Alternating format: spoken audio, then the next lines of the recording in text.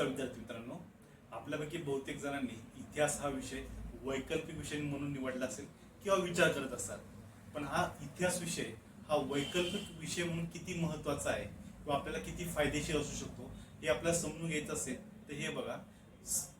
राज्यसेवा व UPSCच्या मुख्य परीक्षेमध्ये जनरल स्टडी फर्स्ट पेपर यामध्ये इतिहासातील कला व संस्कृती, आधुनिक भारत, स्वातंत्र्योत्तर भारत आणि वर्ल्ड हिस्ट्री या 4 घटकांचा समावेश होतो.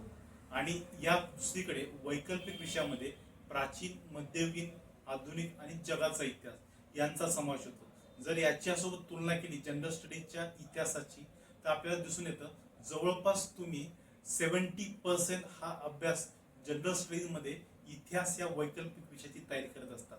त्यामुळे जर इतिहास हा वैकल्पिक विषय म्हणून निवडला तर आपल्याला जनरल स्टडीजच्या इतर विषयांना वेळ अधिक प्रमाणात देता येईल आणि त्यांच्या रिव्हिजनवर सुद्धा होण्यास आपल्याला सोपं जाईल.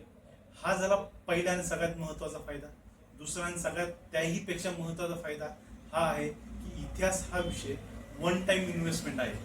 त्यामध्ये तुम्हाला एकदा नोट्स बनवल्या तर तुम्हाला या कायमस्वरूपी असतात. म्हणजे तुम्हाला त्यामध्ये नवीन ॲडिशन करण्याची गरज नाही आणि त्या तुम्ही रिव्हिजन म्हणून वापरू शकतात. आणि त्याचाच अजून एक परिणाम म्हणजे पूर्व परीक्षेमध्ये सुद्धा तुम्हाला इतिहासामध्ये 15 मार्क जे की सामान्य विद्यार्थ्यांना घेण्यासाठी दमछाक होते ते तुम्हाला सहजरित्या प्राप्त होतात. थँक्यू.